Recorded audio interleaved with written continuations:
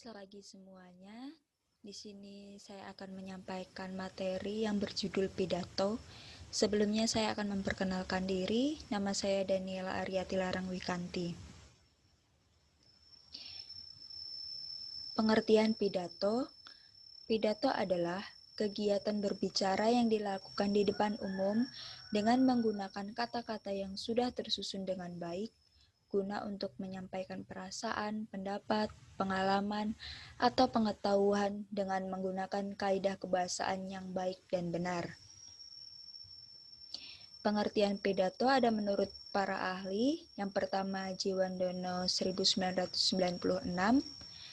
Pidato merupakan kegiatan berbahasa yang aktif dari seorang pemakai bahasa yang menuntut prakarsa nyata dalam penggunaan bahasa untuk mengungkapkan diri secara lisan. Yang kedua, menurut Tarigan 1990, pidato adalah keterampilan berbicara yang menyampaikan pesan melalui bahasa lisan.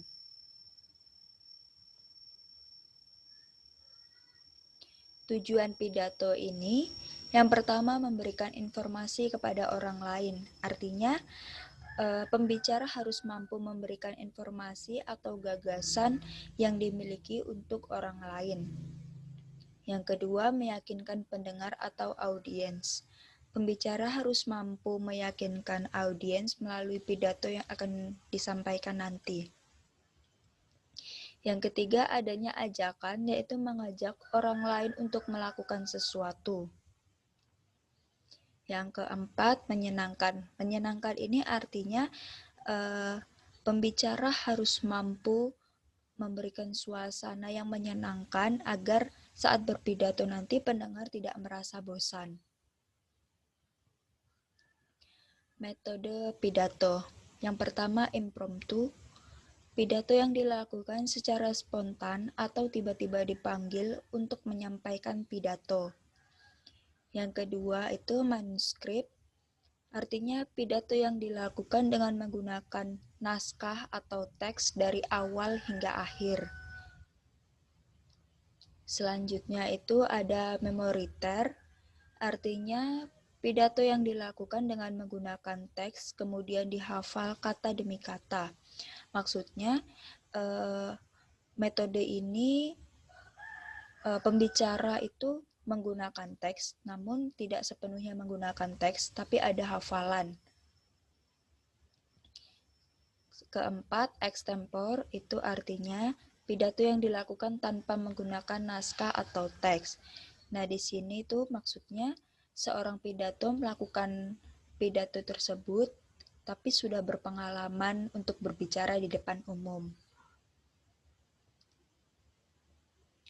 Prinsip pidato. Yang pertama, menguasai materi pidato. Maksud dari menguasai materi pidato ini agar nanti tidak ada kendala atau masalah saat berpidato. Kedua, menggunakan kaidah bahasa yang baik dan benar. Ketiga, menghindari pembicaraan yang berkaitan dengan sara.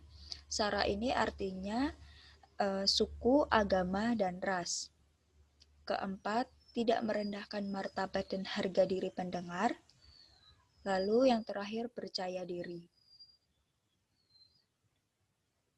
Struktur pidato. Yang pertama ada salam pembuka. Salam pembuka ini contohnya seperti selamat pagi, assalamualaikum, salam sejahtera, dan lain sebagainya. Ucapan hormat. Ucapan hormat ini misalkan untuk acara di sekolah, jadi ucapan hormat tertuju untuk kepala sekolah, guru, karyawan, dan juga teman-teman. Ucapan syukur ini maksudnya ucapan syukur yang dilakukan pembicara itu untuk audiens yang sudah datang.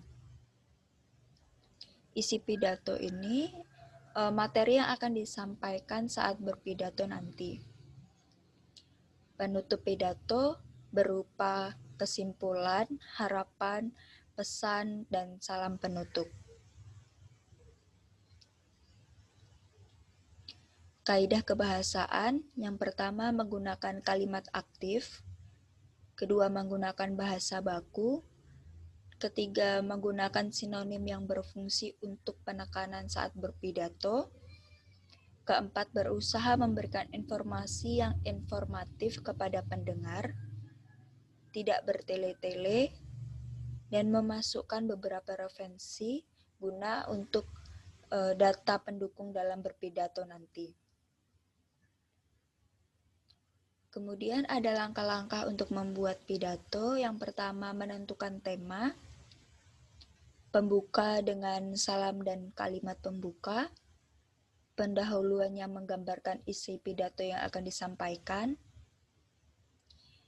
isi atau materi pidato. Kesimpulan ini terkait dengan isi materi atau pidato yang telah disampaikan tadi.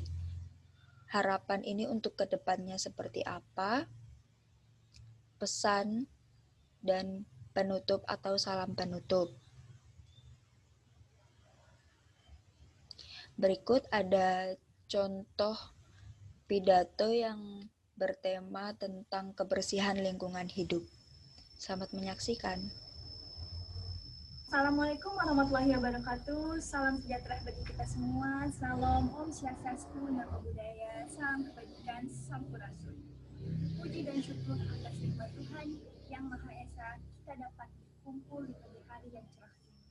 Yang saya hormati Bapak Slamet Riyadi, SPD, MPD, selaku Kaprodi Pendidikan Bahasa dan Sastra Indonesia.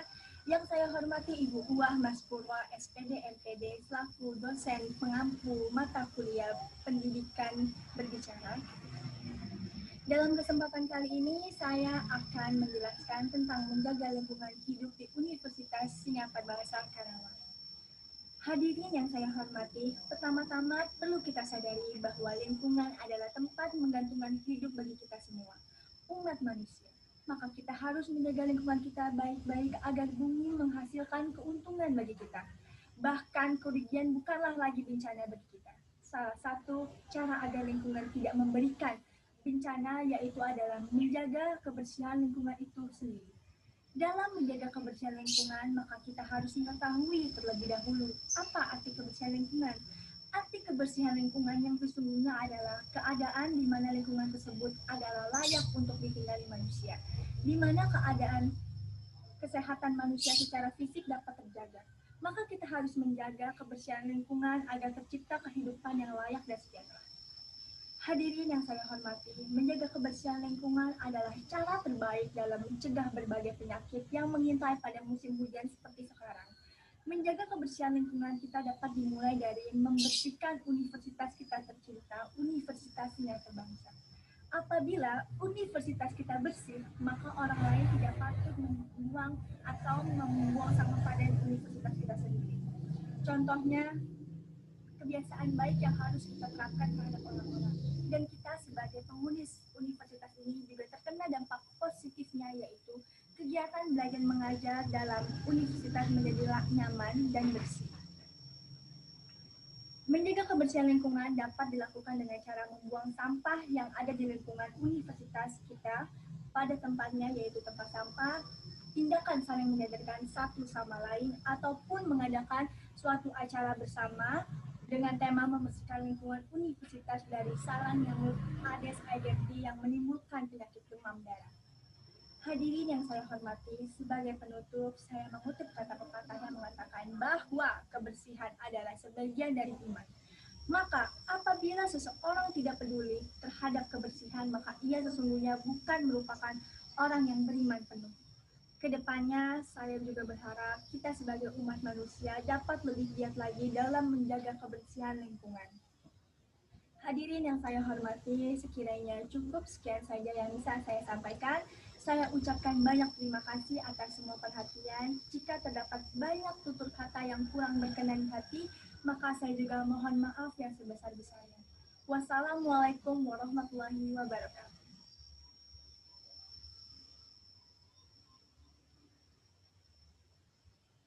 Sekian materi yang bisa saya sampaikan, semoga dapat bermanfaat. Terima kasih.